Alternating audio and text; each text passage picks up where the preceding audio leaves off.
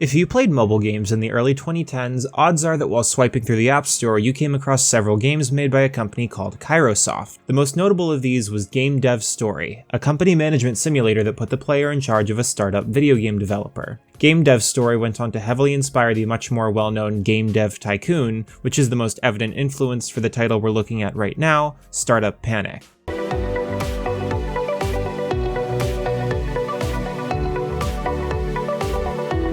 Startup Panic is, right out of the gate, a satire. The game opens with a short cutscene of your chosen player character getting burned out while working crunch hours at an unknown software development company and deciding to strike out on their own.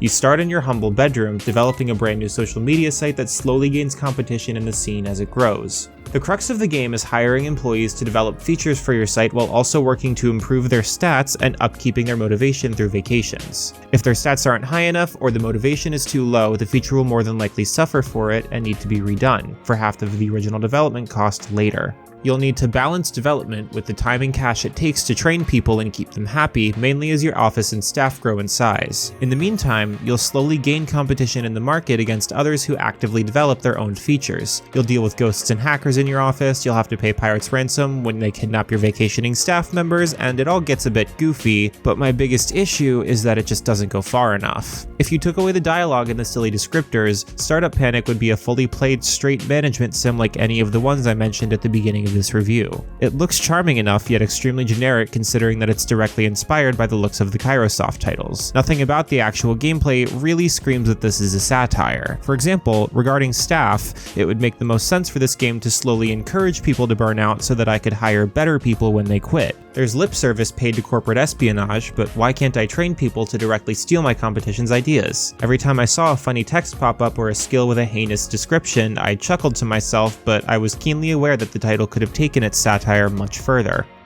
For the most part, Startup Panic is clean, competent, and amusing. I wish I could say more than that about it, but I don't feel like the game goes in hard enough on its premise. It's fine if you've been looking for a new company tycoon title, particularly one that does not involve you developing video games, but if what you're looking for is a biting satire of capitalism, it doesn't commit hard enough to being that, and that wasted potential is what's left me struggling to find anything to say about it. Noisy Pixel is giving Startup Panic a 6.5 out of 10. Thanks for watching. Please read the full review at noisypixel.net. Noisy Pixel is run by a group of gamers working hard to bring you the latest news, reviews, previews, and more. Please subscribe to keep up with our future content and check out the Stray Pixels podcast, uploading every Tuesday right here on the Noisy Pixel YouTube channel.